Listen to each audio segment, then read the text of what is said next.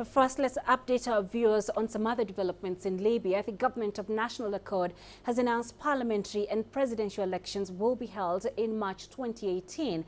It's part of a roadmap presented by Prime Minister Fayez Sarraj, aiming to bring peace to the divided country. Sarraj has also called for a ceasefire. His government of national accord has been struggling to assert its authority. A rival administration in the east, aligned with military commander Khalifa Haftar, refuses to recognize it. The GNA is the result of a UN-brokered deal to stabilize Libya, but it has only partial support from the country's rival factions. Agreeing on an election plan will be challenging given the political divisions, continued fighting and insecurity, as well as deteriorating infrastructure in the country. All right, Liling Chancellor live for us from New York. Liling, does the UN think Libya would be in a position to hold credible national polls in March next year as proposed by the Prime Minister?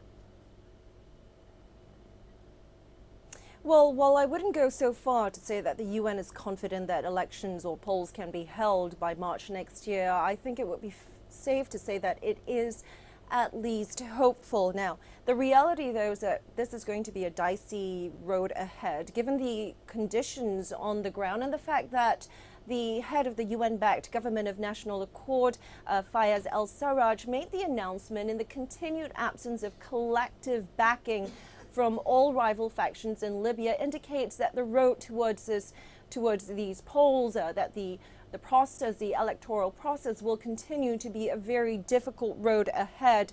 Now, of course, as we know, Libya has been in crisis since 2011.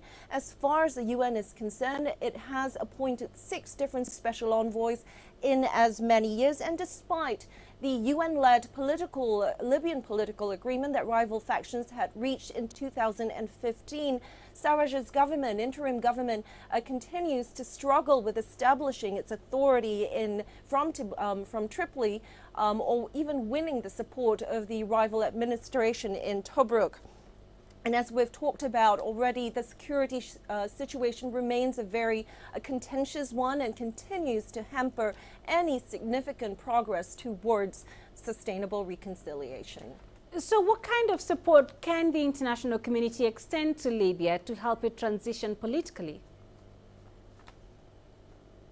Well, UN member states can continue or can strengthen their commitment to the GNA and also their support for the GNA. Now, regional countries or proxy nations can try and leverage whatever leverage, try and exert whatever leverage they can. And UN agencies and officials can also try to keep mediating and pushing the Libyan process forward, the Libyan electoral process forward. But ultimately, as many UN officials here at the UN headquarters and many UN agencies have maintained, ultimately the fate of Libya lies in the hands of the Libyan people.